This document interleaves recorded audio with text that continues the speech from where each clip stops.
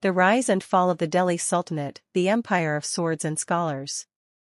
This is the story of an empire born from the thunder of hooves and the gleam of steel. A realm that would forever alter the course of the Indian subcontinent. An age when sultans ruled with the sword in one hand and the Quran in the other. This is the story of the Delhi Sultanate, 5 dynasties, 3 centuries, and 1 enduring legacy. The foundation, when the Turks came to India. The year was 1192 CE. On the plains of Tarin, near Delhi, a powerful Rajput king, Prithviraj Chauhan, faced the fierce invader Muhammad Ghori, a ruler from the mountains of Afghanistan. In their first clash, the Rajputs triumphed. But Ghori returned the next year, swift, ruthless, and determined. The Second Battle of Tarin changed everything. Ghori's cavalry outmaneuvered the Rajput forces, and northern India fell open before the invaders. When Muhammad Ghori later died without an heir, his trusted slave and general, Qutbuddin Aibak, seized power in India. Thus, in 1206, began the Delhi Sultanate, a new political order that would reign for over 320 years. The Mamluk or Slave Dynasty, 1206 to 1290. Qutbuddin Aibak, once a slave, now wore the crown of Delhi. He was both soldier and builder, and though his reign was short, he left behind monuments that spoke of ambition. Most notably the Qutb Minar, rising proudly against the Delhi sky as a symbol of Islam's new foothold in India.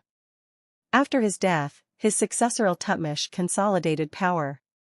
It was Iltutmish who truly laid the foundations of the Sultanate's administration, minting coins, establishing an efficient army, and earning recognition from the Abbasid Caliph in Baghdad.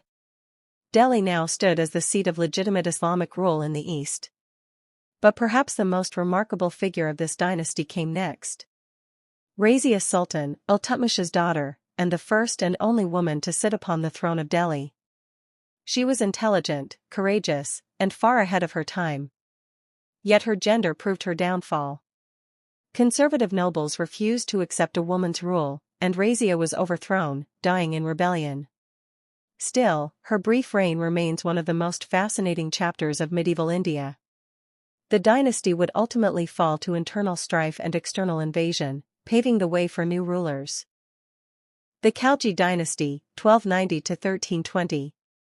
When the Khaljis took power, a new era began. One marked by military expansion and strict control. The most legendary of the Khalji sultans was Alauddin Khalji, a ruler as ambitious as he was ruthless. Alauddin crushed rebellions with an iron hand and expanded his dominion deep into the Deccan, confronting kingdoms far to the south.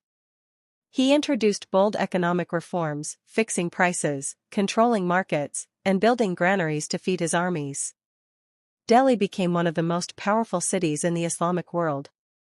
But Alauddin was also haunted by conspiracies and paranoia. He surrounded himself with spies and ruled through fear. Yet under his command, India repelled the terrifying Mongol invasions that had crushed cities from Persia to China. While others burned, Delhi stood firm. When Alauddin died, his empire fractured under weak successors, leaving the throne vulnerable once again. The Tughlaq dynasty, 1320 to 1414. Next came the Tughlaqs, ambitious and visionary rulers who sought to reform and expand the empire, but whose overreaching often led to disaster. The first of them, Ghiyasuddin Tughlaq, was a just and practical king. But his son, Muhammad bin Tughlaq, remains one of history's most controversial figures. Brilliant yet erratic, his reign swung between genius and chaos. He shifted the capital from Delhi to Daulatabad, hundreds of kilometers away, forcing thousands to march across the plains in misery. He introduced token currency made of copper instead of silver, an experiment that collapsed as counterfeit coins flooded the markets. His grand ideas outpaced the realities of his time, and the empire began to crumble under rebellion and despair. Then came Firoz Shah Tughlaq, a more stable but conservative ruler.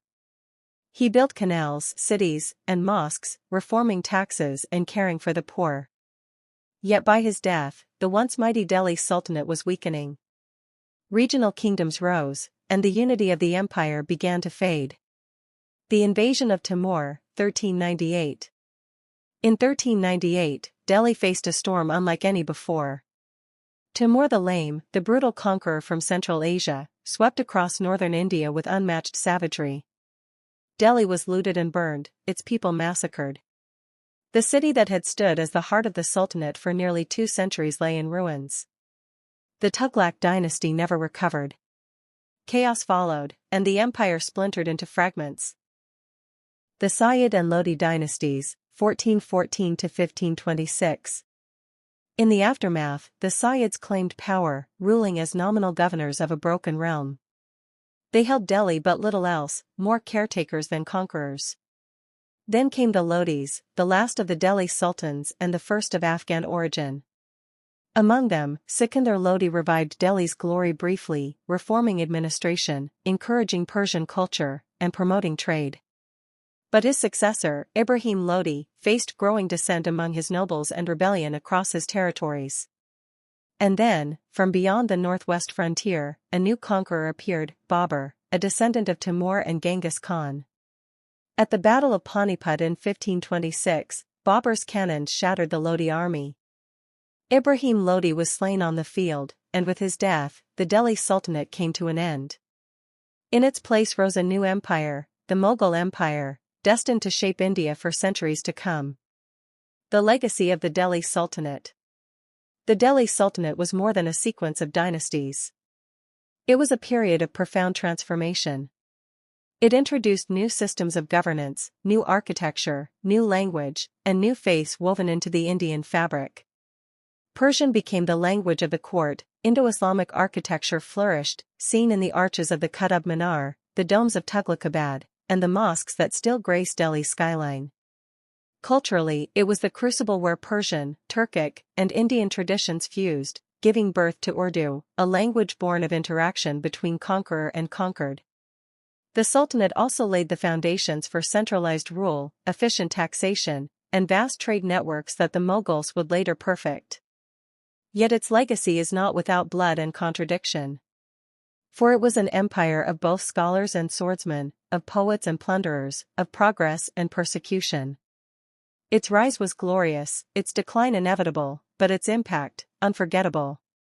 From slaves who became kings to empires that rose and fell upon the shifting sands of time. The Delhi Sultanate stands as a testament to how power, once seized by the sword, must still be tempered by wisdom.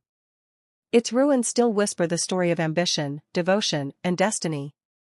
The story of an empire that bridged worlds and shaped the soul of India.